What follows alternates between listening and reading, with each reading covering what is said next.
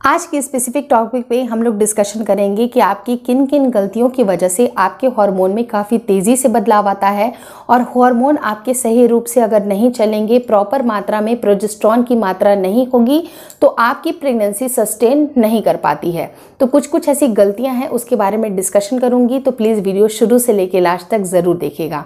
नमस्कार दोस्तों, मेरा नाम हर्षिता वर्मा है और आपका मेरे चैनल ट्विंस माई वर्ल्ड पे स्वागत है। तो जैसा मैंने कुछ गलतियों के बारे में बताया, कुछ ऐसी गलतियां होती हैं जो कि जाने अनजाने हम करते हैं और उसकी वजह से आपके जो हार्मोन में तेज़ी से बदलाव आता है और जितनी मात्रा में प्रोजेस्टेरॉन की ज़रूरत पड़ती है, क्योंकि प्रेगनेंसी को सस्टेन करने के लिए आपके शरीर में प्रोजेस्टेरॉन की मात्रा अच्छी होनी बहुत ज़्यादा ज़रूरी है, क्योंकि थ्रू आउट द 9 मंथ आपको अपने गर्भ में बच्चे को कैरी फॉरवर्ड करना है। तो प्रोजेस्टेरॉन की मात्रा अगर अच्छी रहेगी उससे आपका इम्प्लांटेशन काफ़ी अच्छी तरीके से होगा। इम्प्लांटेशन अच्छे तरीके से होगा, उसकी सही जगह पे अगर इम्प्लांटेशन होगी तो आपकी ये 9 महीने की जर्नी आराम से और सुखद रूप से कैरी फॉरवर्ड होगी। लेकिन वहीं पर अगर हार्मोन की बदलाव आते हैं, तेज़ी से अगर बदलाव आते हैं, तो ऐसे केस में आपके गर्भ गिरने के भी चांसेस बन जाते हैं। तो वो गलतियां कौन कौन सी हैं?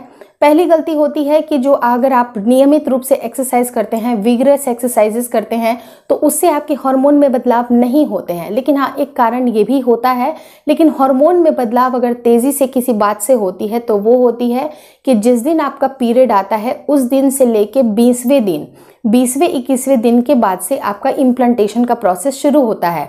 उस समय जो महिलाएं हेयर वॉश करती हैं, उनके नेक्स्ट पीरियड आने तक, भगवान ना करे कि पीरियड आए, उस ड्यूरेशन में आपको ये 10 दिन यानी कि 21वें दिन से लेके जो पीरियड की डेट है उस टाइम तक आपको हेयर वॉश नहीं करना है।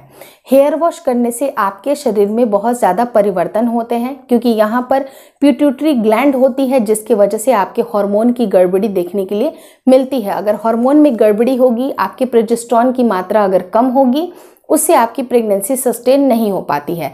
लेकिन सवाल जब ये पैदा होता है कि हम हेयर वॉश कब करें, तो हेयर वॉश कब करने का सही टाइम ये होता है कि आप अपनी पहली अल्ट्रासाउंड करा लीजिए।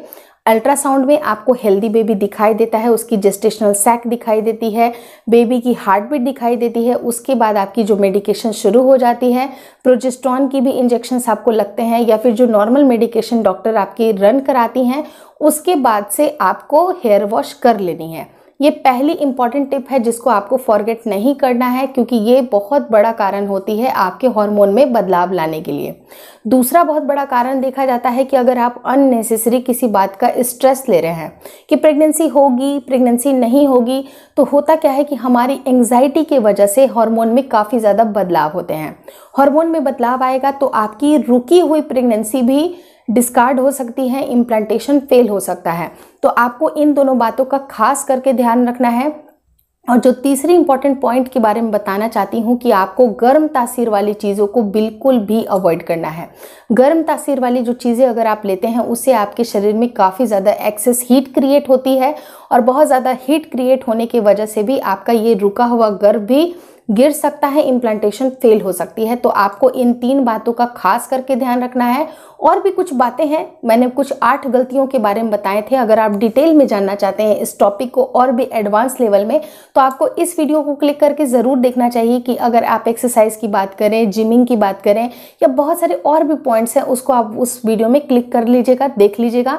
लेकिन यहाँ पर स्पेसिफिकली मैंने हार्मोन के उतार चढ़ाव की वजह से अगर प्रेगनेंसी नहीं रुक रही है उस टॉपिक को यहाँ पर कवर किया है। मुझे लगता है वीडियो काफ़ी अच्छी लगी होगी, तो लाइक कर लीजिएगा और साथ ही साथ उन सारे 8 पॉइंट्स को एक बार ज़रूर देख लीजिए जो कि आपको एंड स्क्रीन पर भी दिखाई दे रही होंगी।